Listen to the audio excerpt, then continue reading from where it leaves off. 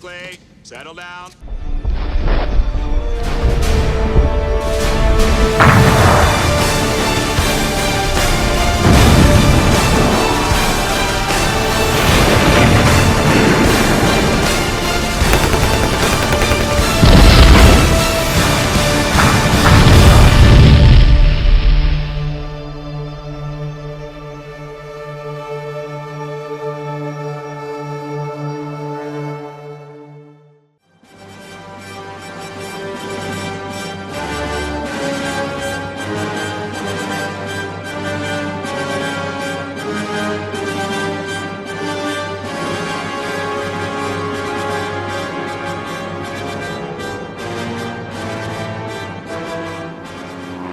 Only an airman would see the Western Front as it really was in the spring of 1915. At 600 feet, you could fly along the pockmarked front and twisted trenches, running straight, then twisting and turning this way and that, in an apparently haphazard and unnecessary curve.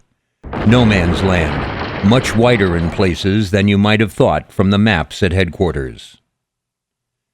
No man's land was the area of land that was between both trenches on either side.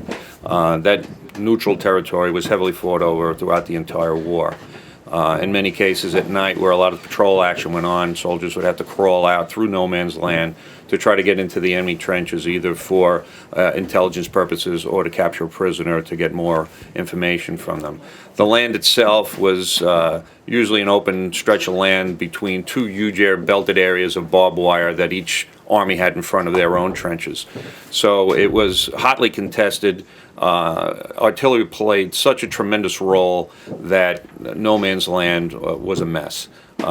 Deep shell holes, lots of mud, hard to traverse, and to get a sizable army to come through when you're attacking. By the spring of 1915, the front line system was made up of 3 parallel lines: the fire trench, the travel trench at 20 yards, then the support line, close enough to reinforce in case of a raid. All 3 lines were built in dogtooth shapes with bays 5 paces wide, separated by hiccups in the line, designed to minimize bomb blasts and prevent enfilade fire should the enemy raiding party get into the trench. The depth of the trenches was about 4 feet, with a built-up wall of sandbags as a parapet to allow men to stand upright. The power of the bullets they had to keep out is suggested by the official widths laid down for these parapets: 18 inches for loose-packed earth, 38 inches for oak, or 7 feet of turf. At the bottom of the trench ran a drainage tunnel leading to sumps and covered with lengths of wooden ladder called duckboards.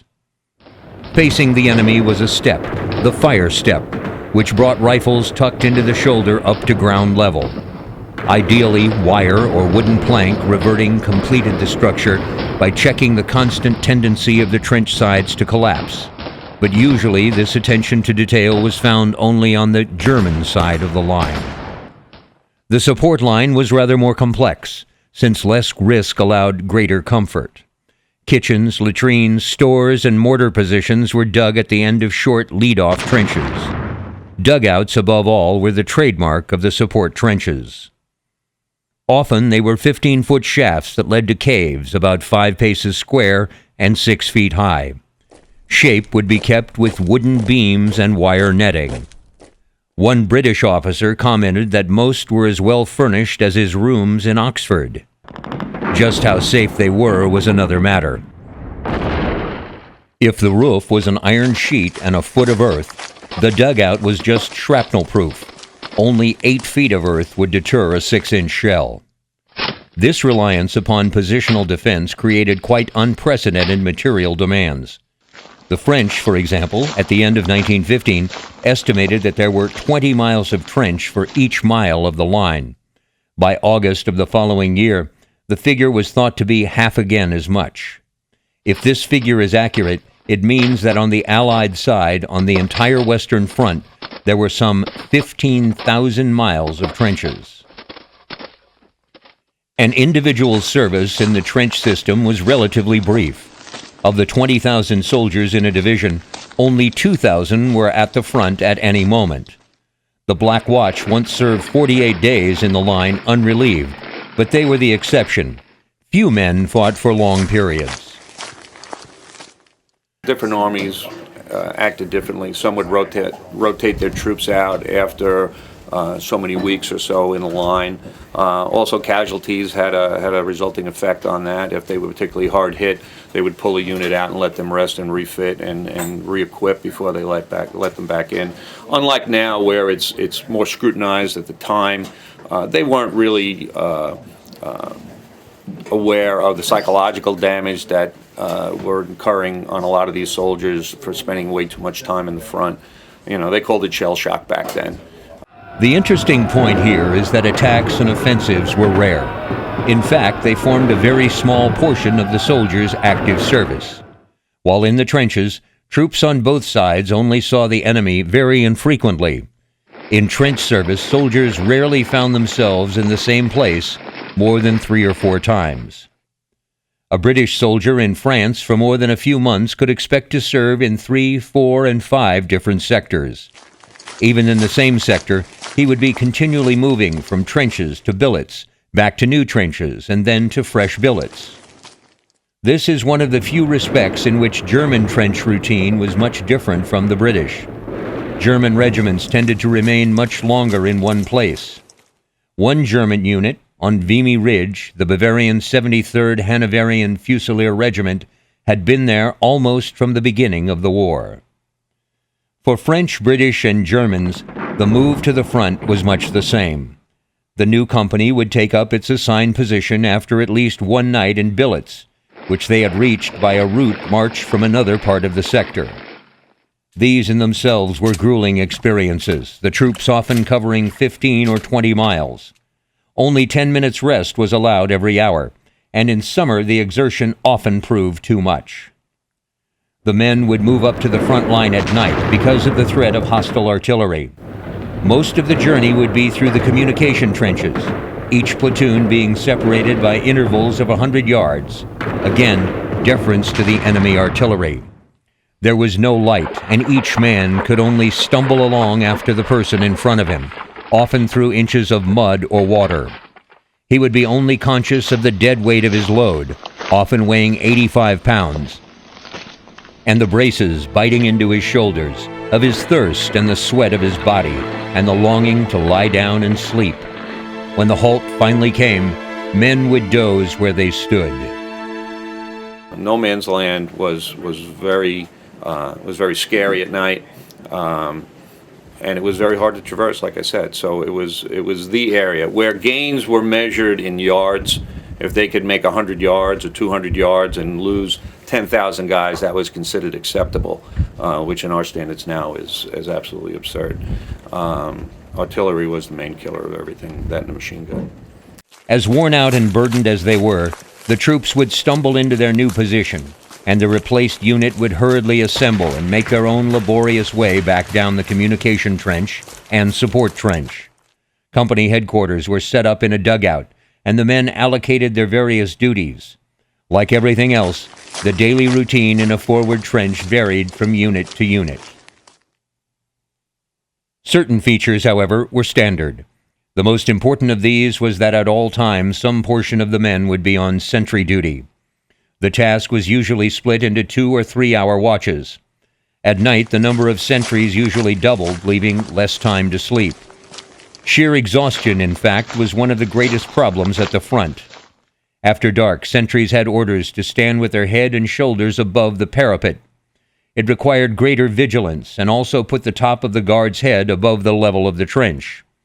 Enemy machine guns were trained on this level, and it would be safer to get hit in the chest or shoulders than in the forehead.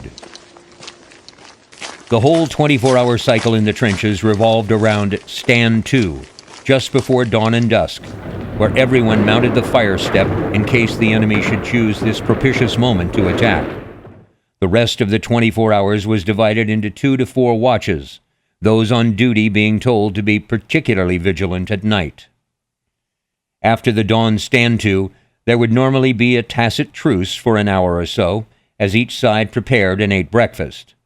After the morning meal, fatigue parties were assembled to repair the trenches, and other work was done.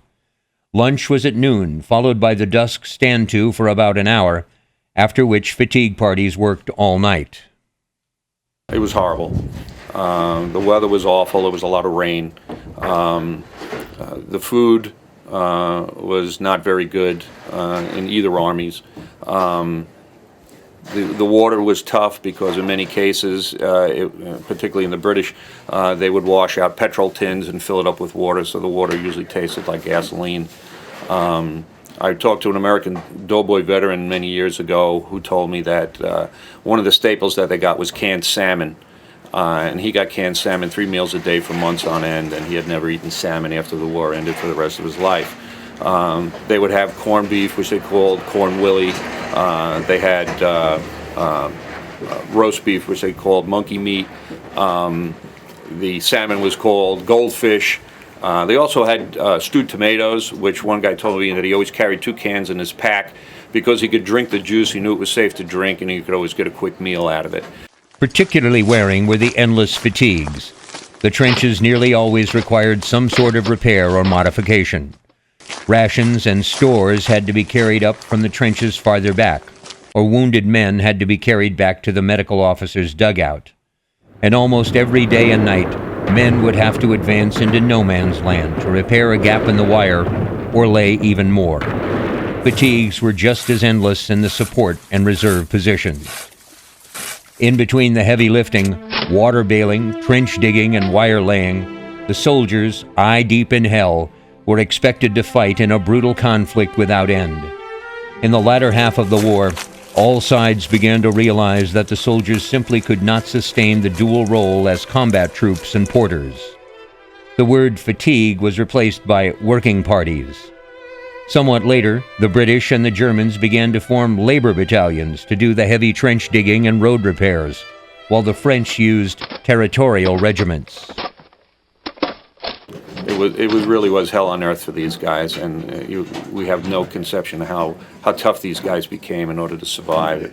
They had to survive day by day, and rebuilding revetments, the trench lines that had been hit by shells, going out on patrols at night, stringing barbed wire, going out and cutting the other guy's barbed wire, removing wounded when they could get them.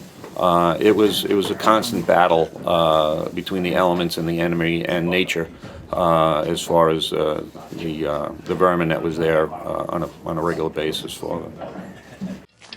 As soon as the trench lines were dug, it became apparent that the existing ways of waging war were inadequate. Trenches had no flanks, and the defender had an almost insurmountable advantage. Calculations suggested that in 1915, a rifle-armed trench garrison with a clear field of fire would need to be assaulted by a force 12 times the defenders' numbers to ensure that the attacker would have a chance to reach the enemy line with enough strength left to take the position and hold it. The immediate consequence was a mad scramble to procure weapons and revise tactics which could deal with trenches or force the enemy to throw their best troops into the meat grinder to avoid losing the war.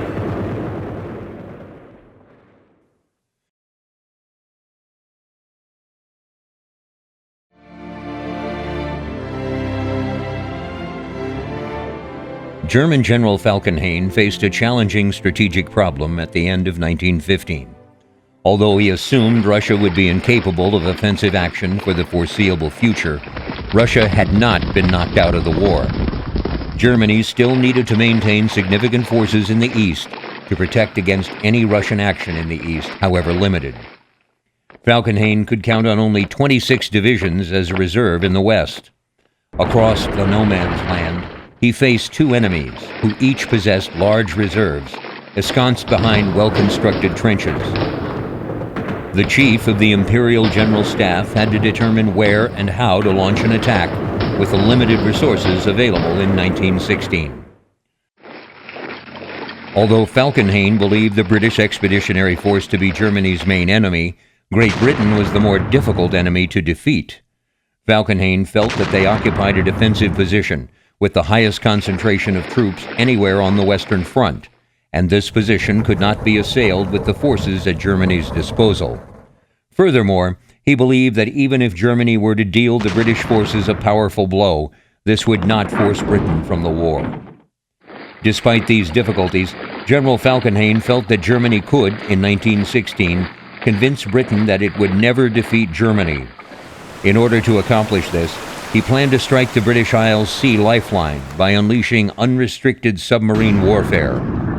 As he struck a hard blow to the British belly, he also planned to knock England's best sword out of her hand by delivering a crushing blow to France and destroying the French soldiers' will to fight.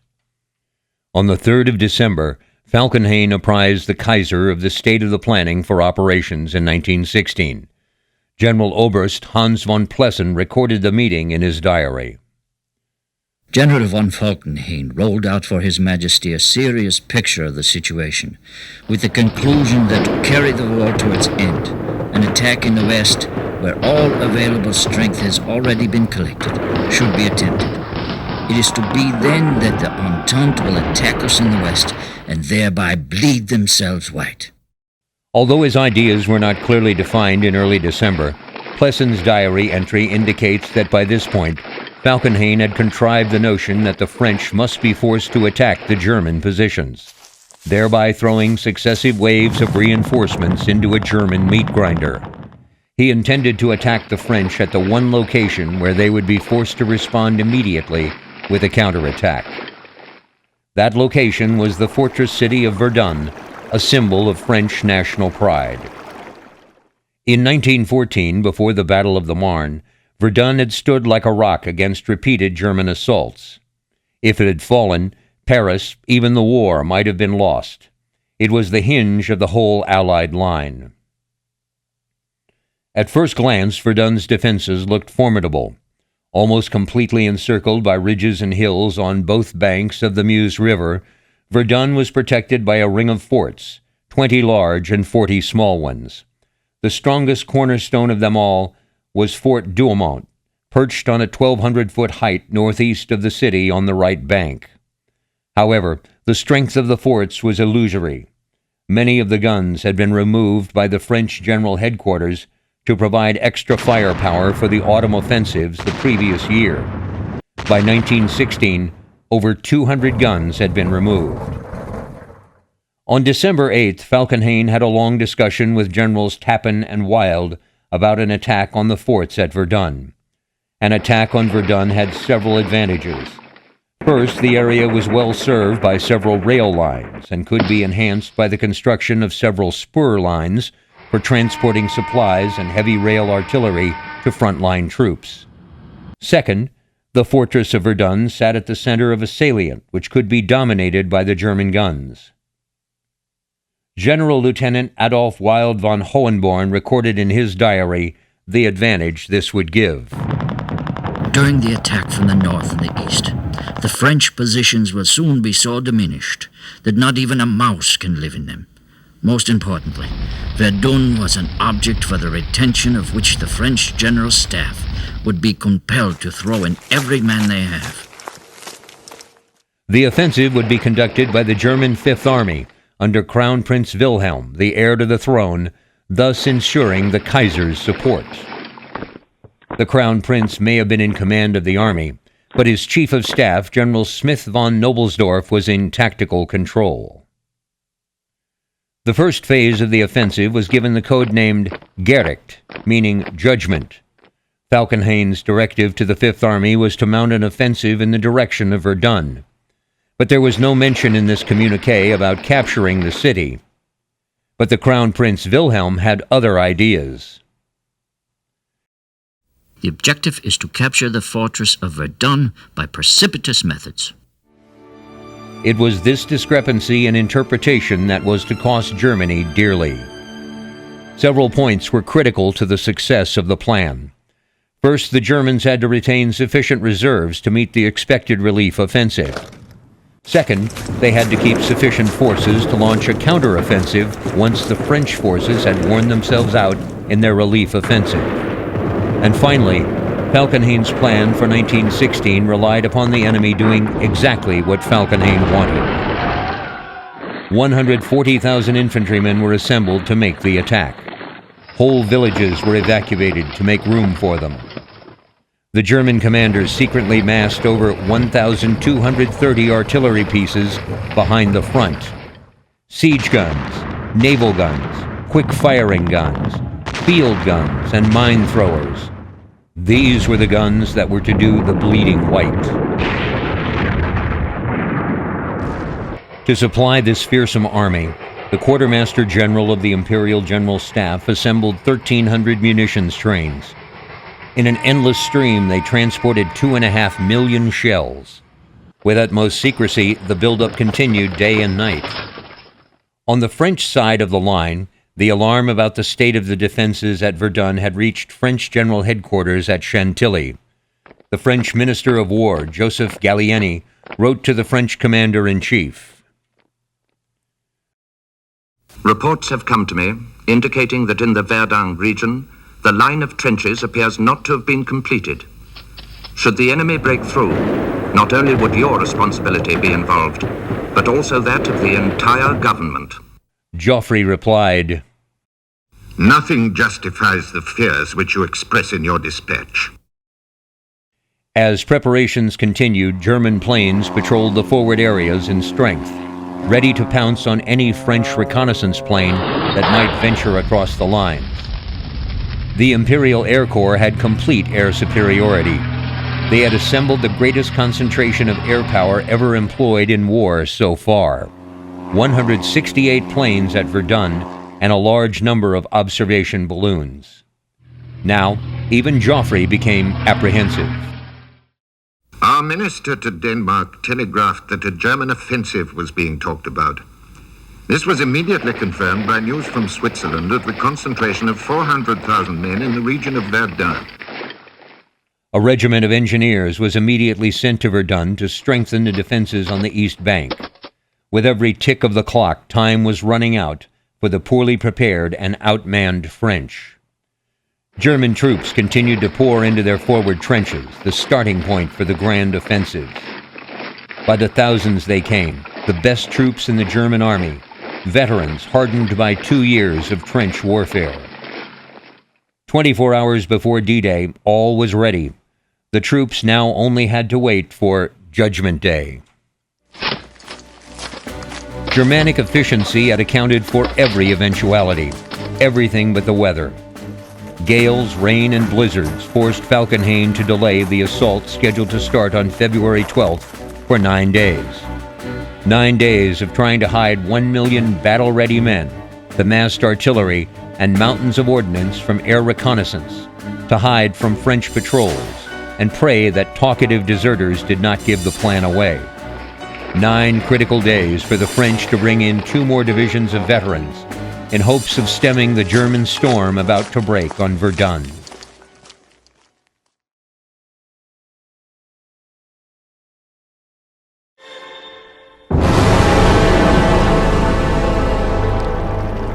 The battle opened at dawn on February 21st. 21 miles behind the German lines, a single Krupp's 38-centimeter naval gun fired the first round at a bridge spanning the Meuse. This shell missed its target, but it was the signal for the massed German artillery to unleash an unprecedented 9-hour bombardment. 1 heavy battery for every yard of trench, 1,000 guns in all. It is a war of brute material. For hours on end, you bombard them with 210s, 305s, and 380s. And when everything appears dead, when there's no more wire and no more trenches, and when the survivors have been reduced to a state of madness, they send the masses out to attack. When the French are on the receiving end, not one of them breaks through. And if there's only 10 out of 100 left, these 10 will fight on. Letter from a French soldier in the line, February 21st, 1916. More than 80,000 shells fell in the Bois des Craux alone. The Boches started to bombard us with large caliber shells for 10 hours. It was enough to drive you mad. We were buried alive, my entire squad, but miraculously, all 7 of us emerged without a scratch. But of the 5 unlucky ones who came and took refuge with us in our dugout, 2 were killed, and 3 were wounded. A soldier of the 311th Infantry Regiment, February 21st, 1916. With their rearward communications severed, the bewildered defenders were in no condition to repel a major assault. Here and there in the front line were a few men who by chance escaped. In all our minds we had the same thought, that everyone to right and left had been killed. As he waited for orders to advance, a young Hessian scribbled a last note to his mother. There's going to be a battle here, the likes of which the world has never seen. The order came, over the top. The advance elements of the German army had, through a lunar landscape crisscrossed by barbed wire and dotted with concrete fortification, on they came. They moved slowly, not in a straight line, as though they were picking their way. Nothing could have looked less like an assault. Some of the Germans had containers strapped to their backs. They seemed like laborers going to spray the vines. These laborers were carrying flamethrowers. The Germans were trying out their new weapon on the French. The tons of oil propelled by compressed nitrogen turned men into flaming torches. Fortunately for the French, the German planners had been too cautious.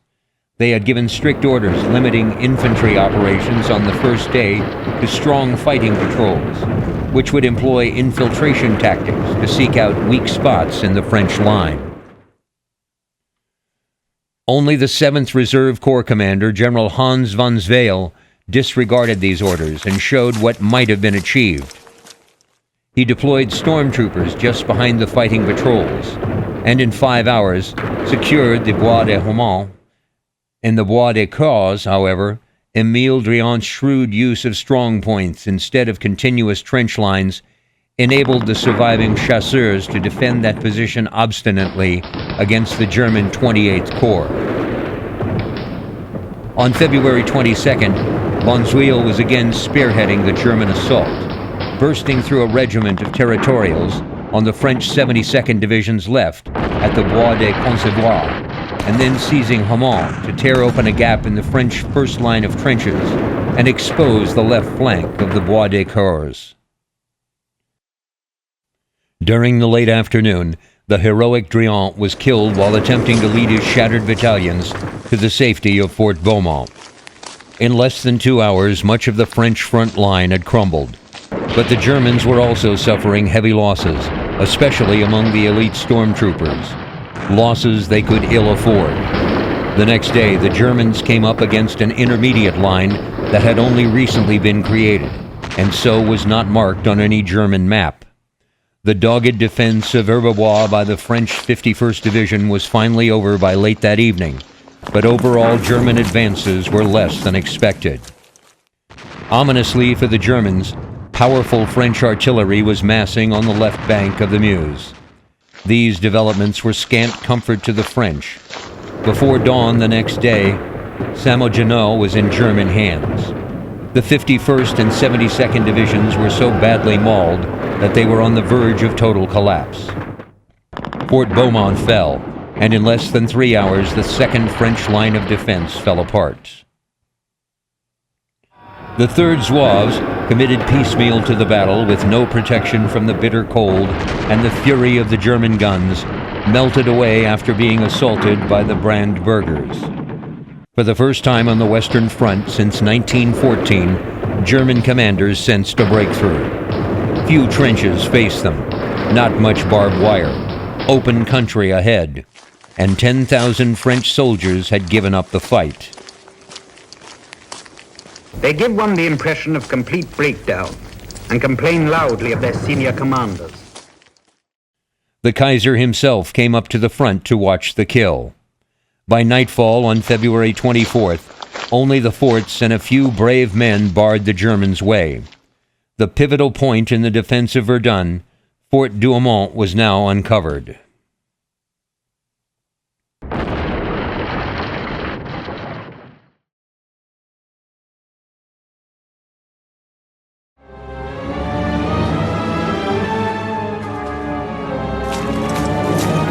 On February 25th, the men of the elite 24th Brandenburg Regiment entered a gap left by the retreating 3rd Zouaves.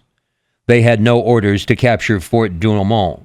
The objective lay short of the fort, but their regimental motto was, "Do more than your duty." In small groups, they pushed beyond the stipulated objectives as far as Fort Douaumont. Emboldened by the curious inactivity of the fort, a few pioneers, under a sergeant named Kunze, pressed through the outer defenses to the dry moat. Still undetected, they climbed through a gun embrasure into one of the fort's galleries. Inside the fort, the garrison numbered less than 60 overaged and undertrained territorial reservists, commanded by a sergeant major. A handful of men were manning the guns. Though German 42-centimeter shells had not inflicted critical damage on the fort, the shock waves and fumes they produced had driven the majority of the defenders to shelter in the bowels of the concrete bastion. It's an unending hell. I live in a casement at the bottom of the fort with the light on day and night. You can't go out for fear of shell fragments which fall daily into the trenches and onto the fort. In a word, it is solitude in all its horror. When will this veritable martyrdom end? Letter discovered on the body of an unknown French soldier. Kunze was followed in by 3 other assault teams. Without a fight, the defenders of Fort Douaumont, the world's most powerful fortification, surrendered. The capture of such a prize at minimal cost sparked national rejoicing in Germany. The Crown Prince himself decorated the brave Brandenburger. The attackers appeared to have cleared a route into Verdun, only 5 miles away. In Verdun itself, confusion reigned. Whispers were exchanged. The city is lost. The commander of the French Central Army Group, de Langle de Carry, advocated the immediate withdrawal of all remaining French forces to the heights to the east and southeast of the fortress city. However, the combative de Castelnau at French General Headquarters opposed this withdrawal. Having ensured that General Henri-Philippe Petain's Second Army would be brought out of reserve to hold the left bank of the Meuse, he also called for Petain's area of responsibility to embrace the right bank of the Meuse, which was to be defended at all cost. Petain, a peasant from northern France, was a colonel due for retirement at the start of the war. Now Petain was summoned to come forward as the savior of France. The soldiers had heard the stories told of Petain. They knew he cared for his troops and that he was frugal with men's lives. By 1915 and 16, there's more of an equal exchange going on between the enlisted men and their officers. Officers continued to mainly be middle class. They were not, as in the British Army, more of an aristocratic class. That's actually not so true in the French Army. You also had a lot of NCOs being promoted up through the ranks because the casualty rate for officers was so high that they were just promoting from within.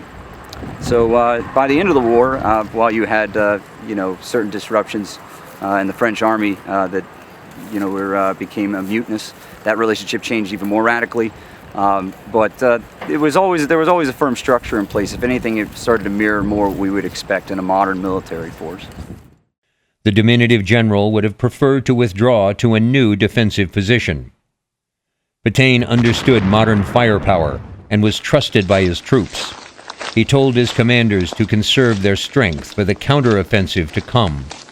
His very presence at Verdun lifted morale and inspired renewed confidence in the Verdun forts as the backbone of a line of resistance. French artillery was concentrated to give the Germans a taste of attrition. As one French artilleryman observed from the banks of the Meuse, at the top of the ravine on the edge of the plateau was a great heap of Germans. Not one was standing.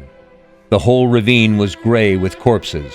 One could not see the ground, they were so numerous, and the snow was no longer white. We calculated there were fully 10,000 dead at that point alone, and the river ran past dappled with patches and streaks of blood. Above all, Petain grasped the importance of logistics. All rail links to Verdun were cut by German long-range artillery. Only a single narrow-gauge rail line remained open.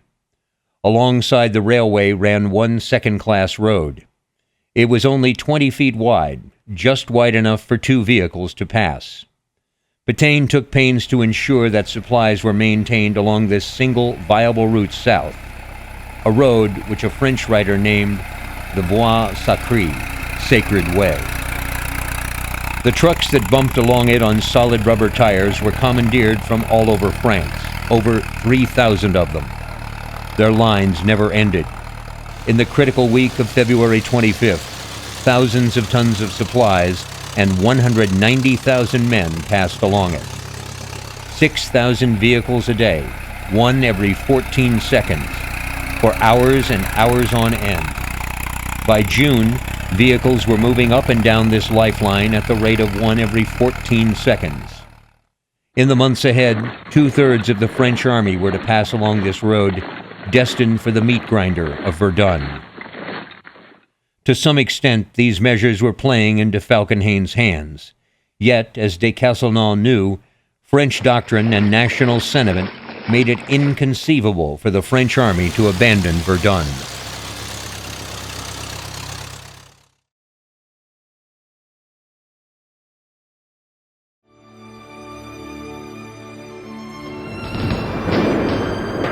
The German advance was, in truth, already losing impetus before Pétain's measures began to take effect.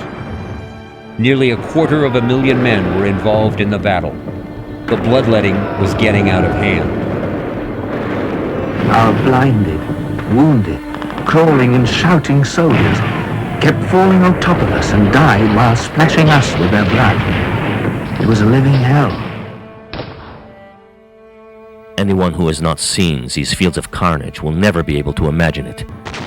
When one arrives here, the shells are raining down everywhere with each step one takes. But in spite of this, it is necessary for everyone to go forward. One has to go out of one's way not to pass over a corpse lying at the bottom of the communication trench. Farther on, there are many wounded to tend, others who are carried back on stretchers to the rear. Some are screaming, others are pleading. One sees some who don't have legs, others without any heads, who have been left for several weeks on the ground. Falkenhayn made few reserves available, and Fifth Army now rued its earlier caution in deferring the main infantry attack until the second day. As fire increased from French artillery on the left bank of the Meuse, particularly from guns near the Bois-Bourros ridge and a hill known as Les Morts-Hommes, the Dead Man, the Germans regretted confining their first attack to the right bank. Persuaded by the Crown Prince and von Knobelsdorff that this flanking fire must be suppressed, Falkenhayn provided more troops so that the offensive could be extended to the left bank. A major attack, centered on Les Morts-Hommes, was made on March 6th, followed quickly by a renewed push on the right bank towards Fort Douaumont. The Crown Prince, for one, wanted the battle to be terminated once German casualties exceeded French losses. The hellish pattern of the Verdun fighting for months to come was firmly established in March. All German attempts to seize Les Morts-Hommes failed, and each assault invariably prompted a French counterattack. By mid-March, the Kaiser was admitting privately that he could see no end to Verdun. General von Gallwitz was heard to quip that the town would finally be reached at the earliest in 1920. Yet the battle went on. Artillery fire from both sides was unrelenting. By the end of March, German casualties totaled 81,607, only 7,000 fewer than the French. At Verdun, the ones who have suffered the most are the wounded, and, along with them, the stretcher bearers who transport them.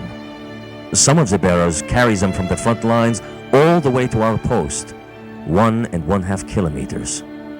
Other ones take them in order to carry them off to Fleury, and having arrived there, the wounded have almost another 2 kilometers to go by stretcher before they can be transported by car. Imagine such a trip under the shells which hardly ever stop, through a landscape full of shell holes, tree trunks, and wrecked wire, through deep mud, and in certain areas, through clay, where the stretcher bearers sink down all the way to their waists, being forced to call for help to get themselves out of difficulty. The Germans, too, realized that they needed to adjust their command structure at Verdun. General von Gallwitz was given responsibility for the left bank, and General von Mudra was entrusted with the right bank. Even with new commanders and fresh troops, April passed with Le Mont-Homme and the neighboring heights, Côte 304, still beyond their clutches. Wavering between ruthlessness and self-doubt, Falkenhayn started to ponder the possible need to seek a decision elsewhere, and the Crown Prince harbored even greater reservations about prolonging the battle. Noblesdorf had no such misgivings and convinced Falkenhayn to continue the attack. After a heavier bombardment than that of February 21st, the Germans took Hill 304 early in May and had seized the whole of Le Mont-Homme by the end of the month, but at a frightful cost.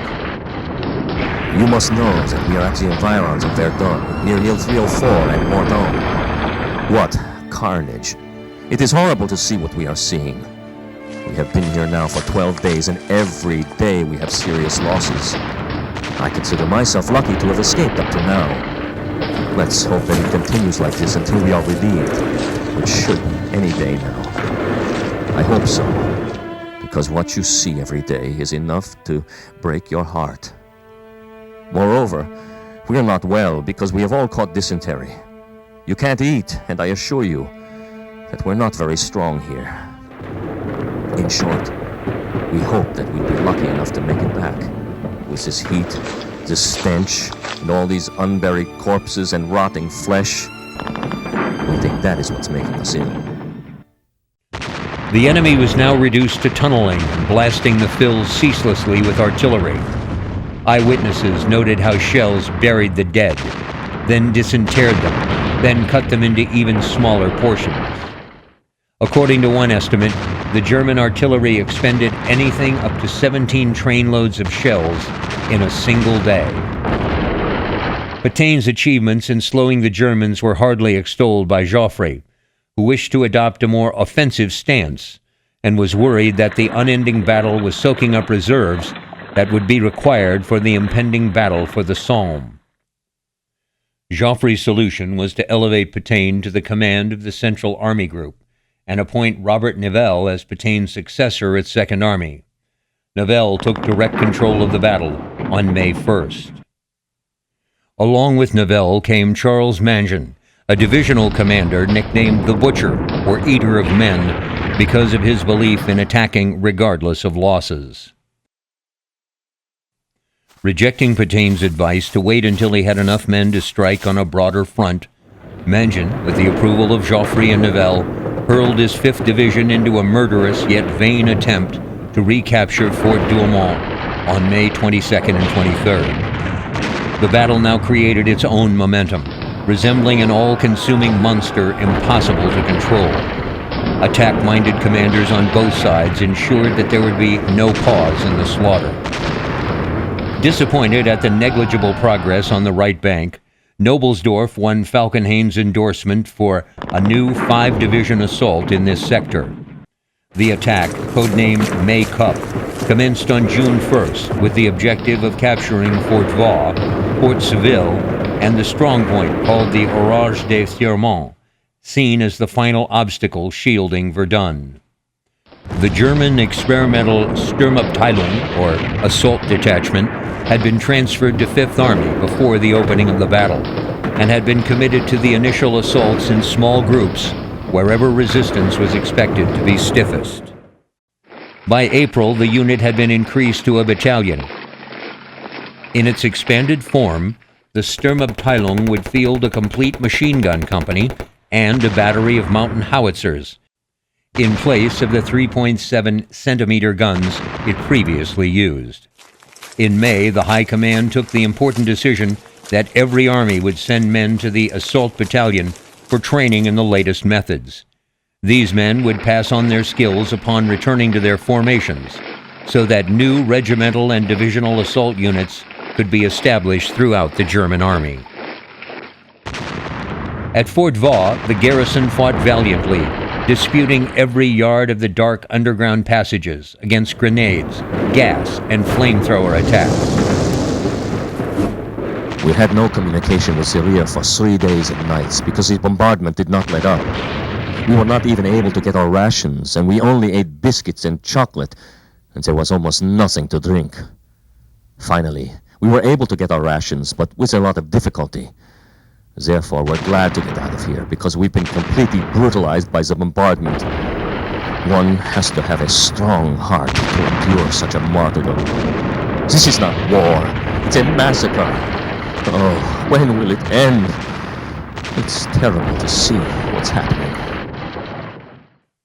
Finally, after enduring 6 days of the unendurable and suffering from extreme thirst, the gallant garrison capitulated.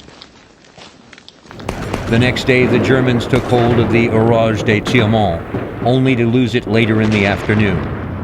Over the next 4 months, Feuerherd de Douaumont would change hands 14 times. Pétain's line of resistance was cracking, and he was becoming ever more irritated by British inaction on the Somme offensive, combined with Nivelle's profligacy with troops in incessant counterattacks at Verdun.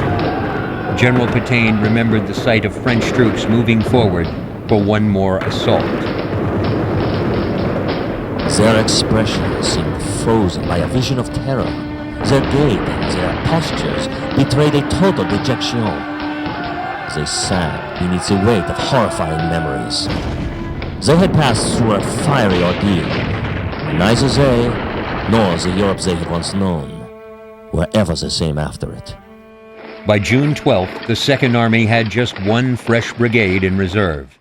The Germans were hamstrung by their own manpower problems at the critical moment.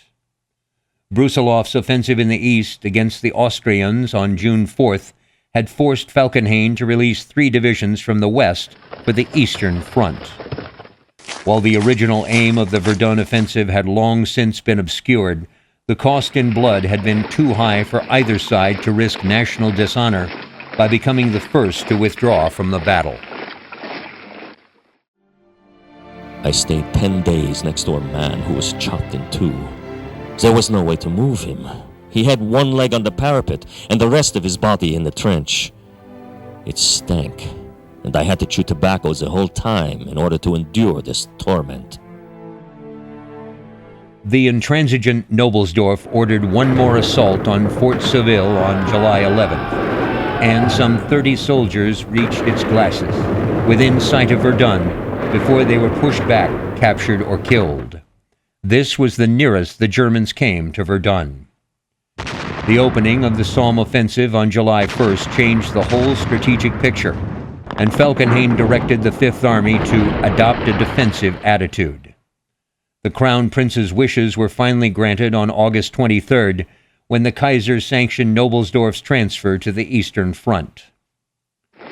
Romania's entry into the war on the Allied side 4 days later precipitated the downfall of Falkenhayn, who guaranteed the Kaiser that this would not happen. The Kaiser had had enough.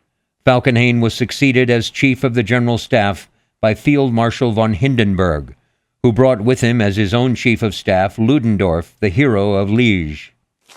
The direction of the war on the Western Front was about to make a dramatic change. After visiting the Western Front in early September, Hindenburg and Ludendorff made crucial changes in German tactics and strategy. On September 2nd, strict defensive posture at Verdun was decreed. To the German soldiers facing the inevitable French counterstroke at Verdun, these changes were of little immediate help. The French struck on October 24th. Feuerherd de Douaumont and Fleury were rapidly retaken, as was Fort Douaumont, which fell to Moroccan troops. Fort Vaux was recaptured on November 2nd, and much of the ground lost between February and July. On December 15th, another attack carried the French lines 2 miles beyond Douaumont, but the Germans clung to Le Mort-Alme. This last convulsion brought the agony of Verdun to an end. French casualties tallied 377,000. German losses numbered 357,000. No one had secured any discernible advantage from the slaughter. Falkenhayn's failure to reconcile the means to the end had caused his original strategy to backfire. In the process, he drained the lifeblood from the German army as well as from the French. The Germans were on the offensive early in the war, but by Verdun, in 1916, they knew they weren't going to be able to win it offensively. So the Germans fell back to better terrain, shortened their lines, which allowed them to have more divisions available. Now, they go on the defensive. The French and the English now have to kick the Germans out of the French and Belgian territory. That forces them to be on the defensive. Neither side would completely recover from the battle before the armistice.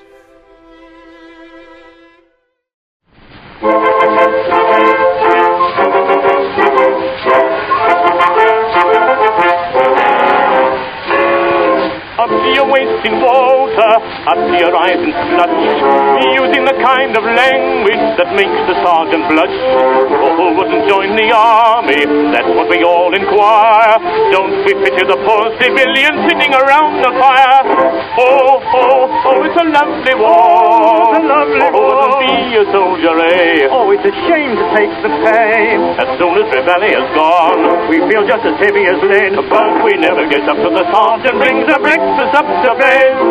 Oh, oh, oh, it's a lovely war. Oh, what do we want with eggs and ham when we got plum and apple jam? Oh, balls right, son, how do we spend the money we earn? Oh, oh, oh, it's a lovely war. Oh, oh, oh, it's a lovely war. Oh, what will be a soldier, eh? Oh, it's a shame to take the pain. As soon as the valley is gone, we feel just as heavy as lead, but we never get up to the sergeant brings our breakfast up to bed. What? Oh, oh, oh, it's a lovely war. What do we want with eggs and ham when we got plum and apple jam? Fast, retard, we spend the money we earn. Oh, oh, oh, it's a lovely war.